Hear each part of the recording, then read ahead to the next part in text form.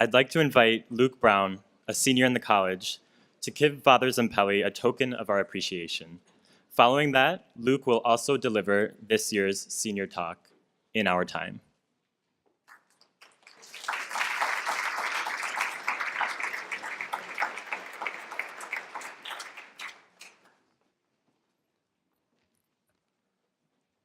I would like to thank Father Zampelli one more time for his presence and for an incredibly moving speech from one novice scholar of English literature to a master.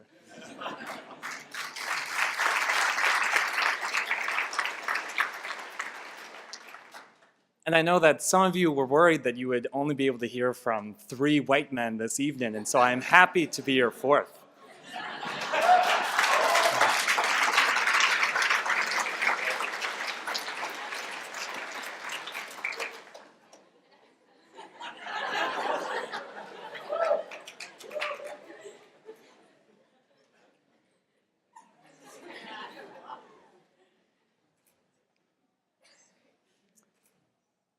Silence.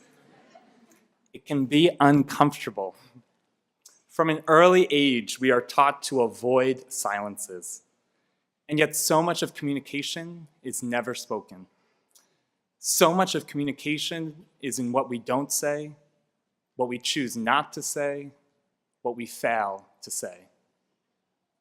Silence is familiar to queer folk.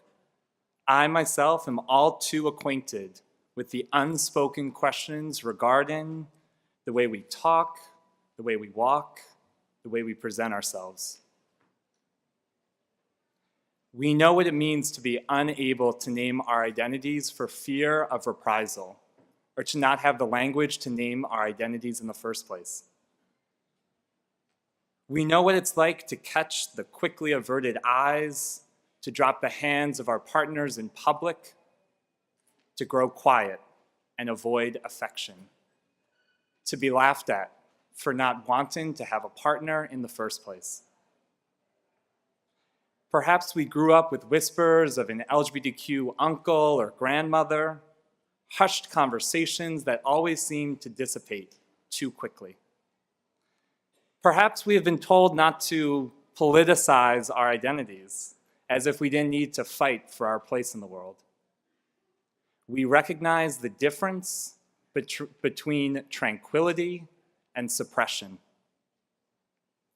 Even the date of Lavender graduation speaks to the continued silences we encounter. Lavender graduation is being held on this Thursday night in April, at least in part, to avoid any painful outings of LGBTQ students when relations flood in for the pomp and circumstance of graduation. While I'm glad to have my parents with me here tonight, I cannot imagine tossing out the term queer like candy around my extended family. Even our collective celebrations must navigate silences. And yet one of my most transformative weekends at Georgetown took place in silence. While still a first semester first year, I sought out a 48-hour silent retreat in the Ignatian spiritual tradition. Imagine a bus traveling into Virginia with 20 people only able to nod and smile at one another. At Georgetown's Calcanini Contemplative Center, I was able to pause and think deeply about what I wanted in the coming 4 years.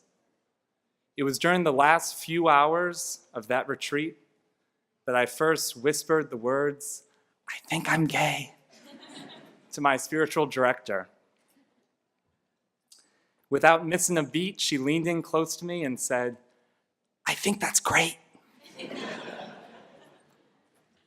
Her positive response laid the groundwork for my coming out to friends later that semester, many of whom are in the audience today. The silence of the retreat stilled the doubts within me long enough to form that initial connection with my spiritual director. The difference in the silence, I think, is it was the first time I chose the silence willingly.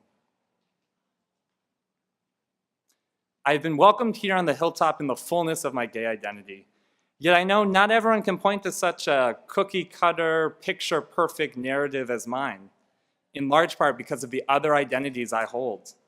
It has been easier for me to call out the silences in others than it has been to recognize my own, even if I like to think of myself as a well-intentioned gay white man. The insidiousness of silence shows up in my whiteness. I can discuss race and ethnicity with specialized terms such as white fragility and internalized dominance without ever once mentioning my own actions.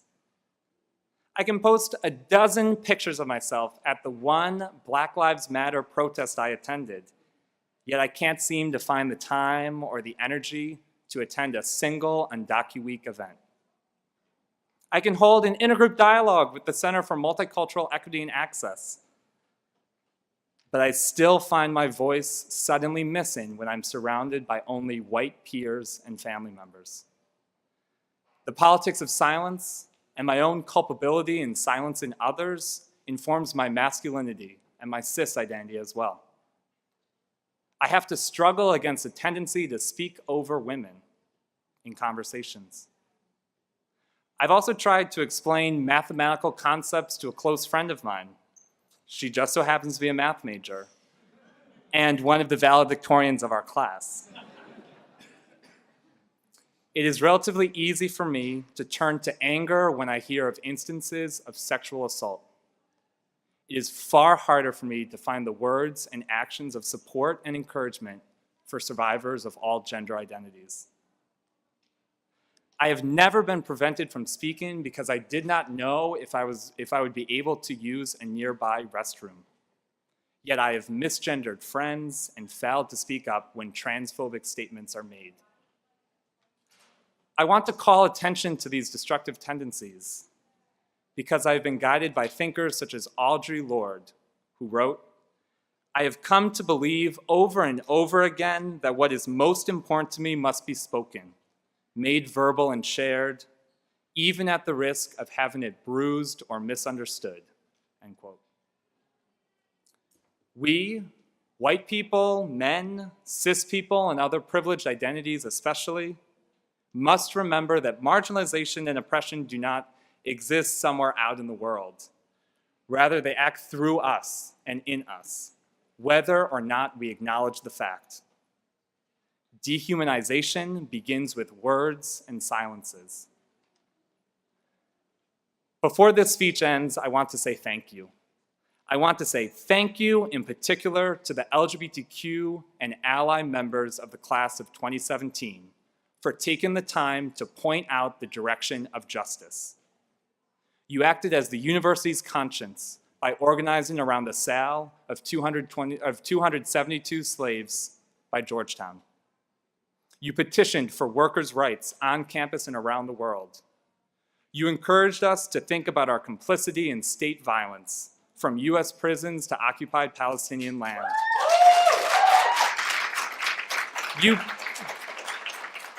You pushed for a full-time Title IX coordinator, and you brought the language of consent to more students than ever before. You united around Casa Latina and then served in the inaugural Casa. You showed the rest of campus what healthy relationships look like among committed, loving couples. You carved out spaces for queer students of color. You spearheaded interreligious dialogue efforts, and this was not the first week that you have shut down Islamophobic and anti-Semitic speakers.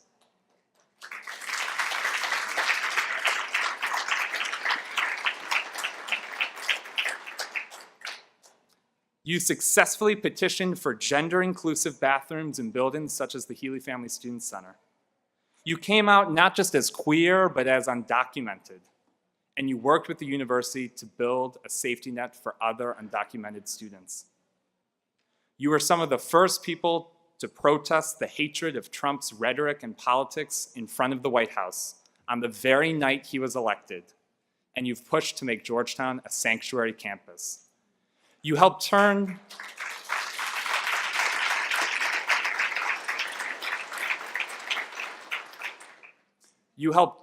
a school into a home For me, and I think I can say this without exaggeration, thousands of other students. You showed me the kind of person I one day hope to be. In closing, I am reminded of Martin Luther King Jr.'s famous words, "In the end, we will not remember the words of our enemies, but the silence of our friends." And I'm once more reminded of Audre Lorde proclaiming, "There are so many silences to be broken." Thank you, my queer affirmative Georgetown community, for helping me to grow my voice. And thank you, class of 2017, for leaving Georgetown better than you found it.